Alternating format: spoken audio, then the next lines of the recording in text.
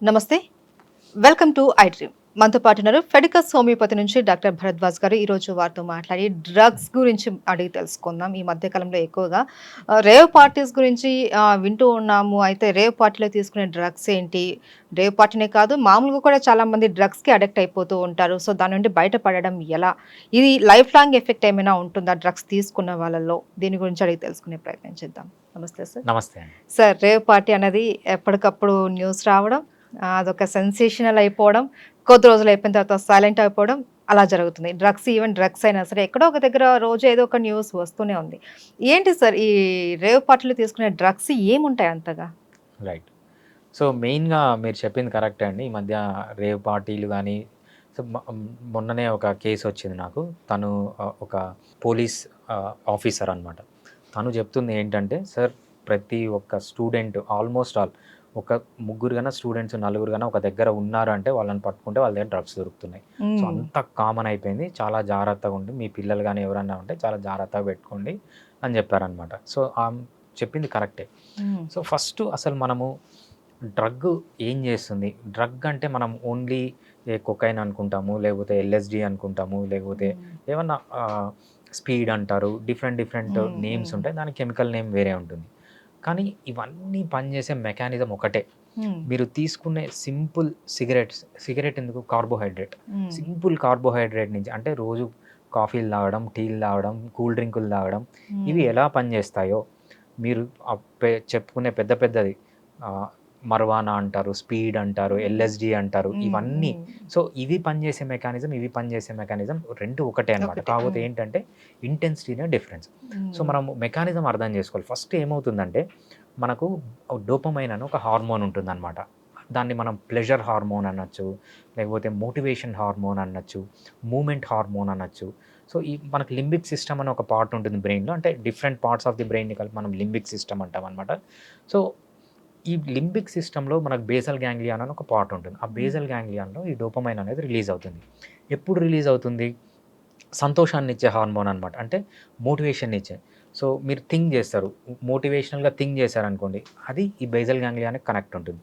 So, అక్కడ dopamine అనేది synthesis అవుతుంది. హ్మ్. మీరేమైనా హ్యాపీ మూమెంట్స్ తెచ్చుకున్నారనుకోండి, గుర్తు చేసుకున్నారు. హిప్పోకాంపస్‌లో మన మెమరీ అంతా సేవ్ అయుంటుంది. హ్మ్. హిప్పోకాంపస్‌కి బేసల్ గ్యాంగ్లియాన్‌కి కనెక్ట్ అయుంటుంది. అప్పుడు డోపమైన్ రిలీజ్ అయ్యి యూ విల్ ఫీల్ ఎనర్జీ అనమాట.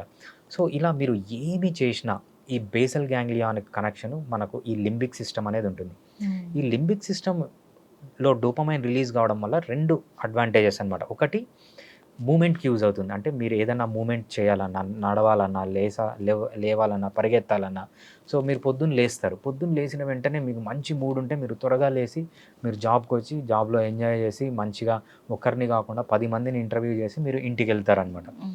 సో, మన మూవ్‌మెంట్ ప్లస్ మన మోటివేషన్ 2 కనెక్టెడ్ అనమాట. ఓకే. అదే బేసల్ గ్యాంగ్లియాన్ అంటాం. హ్మ్. సో, ఈ డ్రగ్స్ ఏం చేస్తాయంటే ఆర్టిఫిషియల్‌గా ఈ డోపమైన్‌ని పెంచుతాయి. హ్మ్. ఫర్ ఎగ్జాంపుల్ ఒక హైపోథెటికల్ సిట్యుయేషన్‌లో ఏంటంటే మనకు బేస్ డోపమైన్ లెవెల్స్ అంటాం. ఈ హ్మ్. బేస్ డోపమైన్ లెవెల్స్ అంటే ప్రతి ఒక్క మనిషికి ఒక బేస్ డోపమైన్ లెవెల్ అనేది ఉంటుంది. ఫర్ హ్మ్. ఎగ్జాంపుల్ నాకొక బేస్ డోపమైన్ లెవెల్ ఉంటుంది. ఈలాన్ మస్క్ తీసుకున్నాం అనుకుంటే ఆయనకు ఒక బేస్ డోపమైన్ లెవెల్ ఉంటుంది. వాళ్ళు ఎందుకు అంత హైలీ మోటివేటెడ్, ఎందుకు అంత హైలీ ఎనర్జైజ్డ్ వాళ్ళంటే వాళ్ళ బేస్ డోపమైన్ లెవెల్స్ ఎక్కువగా ఉంటాయి. ఫర్ ఎగ్జాంపుల్ మన బేస్ డోపమైన్ లెవెల్స్ హ్మ్. 5 ఉన్నాయనుకోండి హైపోథెటికల్‌గా. వాళ్ళది 7, 8 ఉంటాయన్నమాట. హ్మ్. అందుకు దే ఫీల్ మోర్ ఎనర్జీ లైఫ్‌లో ఏదో సో, సాధించాలనే ఈ డ్రగ్స్ తీసుకుంటే మోటివేషన్ డోపమైన్ అన్నది హై లెవెల్‌కి వెళ్తుంది. హై లెవెల్‌కి సో, వెళ్తుంది. సో, దానికి వీళ్ళు బాగా అడిక్ట్ అయిపోతూ ఉంటారు. రైట్. అయితే సార్, కరెక్ట్. నాకొక డౌటు. హ్మ్. ఇప్పుడు కొంతమంది బాగా అడిక్ట్ అయిపోయి ఉంటారు. దాని నుంచి నేను బయటపడాలి అనేసి వాళ్ళకనిపిస్తుంది. మోటివేషన్ వల్లో, లేకంటే పేరెంట్స్ రైట్. వల్లో, లేకపోతే వాళ్ళకి వాళ్ళు రియలైజ్ అయ్యో బయటపడాలి అని అనుకుంటారు. హ్మ్. బట్ పడలేకపోతారు. అంటే అంత అడిక్షన్ అయిపోతూ ఉంటారా సార్? రైట్. సో, ఏంటంటే సింపుల్ అండి.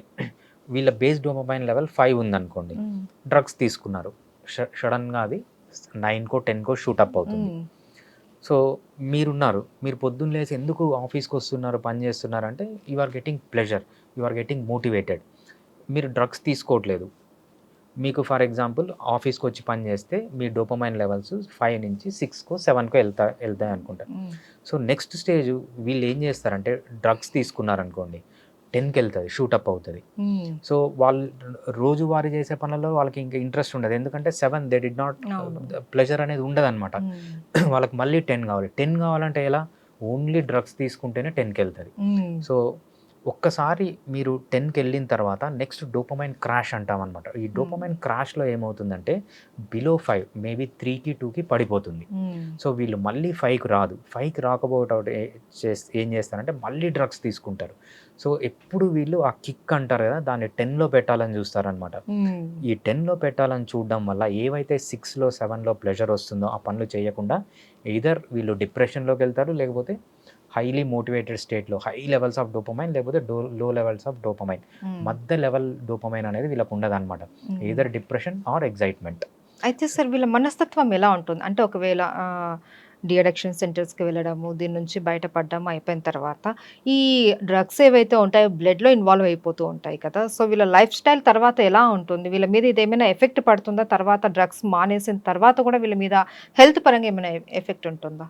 రైట్. చాలా ఏం చేస్తుందంటే అంటే డ్రగ్ బాడీలో పర్మనెంట్గా అలానే ఉండిపోదు. ప్రతి ఒక్క డ్రగ్కి హాఫ్ లైఫ్ పీరియడ్ అంటాం అనమాట. కొన్నిటికి 3 డేస్ ఉండొచ్చు, 4 డేస్, మ్యాక్సిమం ఒక 1 మంత్ 2 మంత్స్లో బాడీలోంచి డ్రగ్ అంతా వాష్ అవుట్ అయిపోతుంది. కాకపోతే ఈ డ్రగ్ ఏదైతే వాళ్ళ బాడీలో చేసిన డ్యామేజ్ ఉందో ఆ డ్యామేజ్ పర్మనెంట్గానే అలానే ఉండిపోతుంది. కొన్ని కేసెస్ ఏంటంటే ఈవెన్ ఆఫ్టర్ వీళ్ళు కంప్లీట్గా అడిక్షన్ నుంచి బయటకు వచ్చిన తర్వాత డిప్రెషన్లోకి పోతారు. ఎందుకంటే ఆ బేస్ డోపమైన్ లెవెల్స్ ఏవైతే 5 అనుకున్నామో దానికి రావన్నమాట. ఆ డ్రగ్ ఆల్రెడీ ఈ బ్రెయిన్ ఎంత డ్యామేజ్ చేస్తుందంటే దానంతగా అదే బ్రెయిన్ మళ్ళీ ఆ డోపమైన్ని సింథసిస్ చేసుకోలేదన్నమాట. ఆ స్టేజ్కి వెళ్ళిపోతాయి.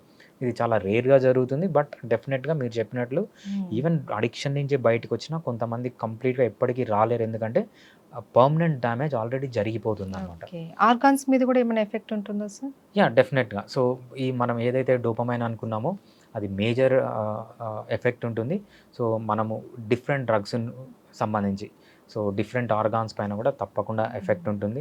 సో ఆ డ్రగ్స్తో పాటు మనము యాక్సెసరీగా ఏమేమి తీసుకుంటున్నాం, ఆల్కహాల్ తీసుకుంటాం, లివర్ డ్యామేజ్ అయింది, స్మోకింగ్ చేస్తున్నారు, లంగ్ డ్యామేజ్ అయింది. సో అట్లా ప్రతి ఒక్క డ్రగ్కి సైడ్ ఎఫెక్ట్ అనేది డిఫరెంట్ ఆర్గాన్స్ లేకపోతే డిఫరెంట్ ఆర్గాన్ సిస్టమ్స్ పైన మనం చూస్తాం అన్నమాట. సో వాటి ఏంటి అంటే పిల్లలు కూడా వాళ్ళకి తెలియకుండానే వీటికి అడిక్ట్ అయిపోతున్నారు.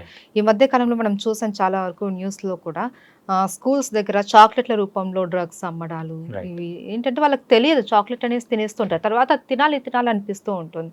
సో పేరెంట్సే కాకుండా చుట్టూ ఉన్న జనాలు కూడా అక్కడ ఏం జరుగుతుంది, మన చుట్టూ ఏం జరుగుతుంది, దీనివల్ల ఏం ఎఫెక్ట్ అవుతుంది, పిల్లల భవిష్యత్తు ఏంటి అన్నది కొద్దిగా మానసిక ఆలోచనలు రావాలి ప్రతి ఒక్కళ్ళకి కూడా. సో ఇదందరూ ఆలోచించి మన సమాజం కోసం మనము ఒక ప్రయత్నం చేస్తే ఈ డ్రగ్స్ అన్నది ఒక మహమ్మారి, దీనిని శాశ్వతంగా కూడా మనం తొలగించేయచ్చు. మెయిన్ మనకు అవగాహన ఉండాలి, మనం వీటి జోలికి పోకూడదు అనేసి ఇది ప్రతి ఒక్కళ్ళకి కూడా ఉండాలని కోరుకుందాం sir. Thank you so much sir.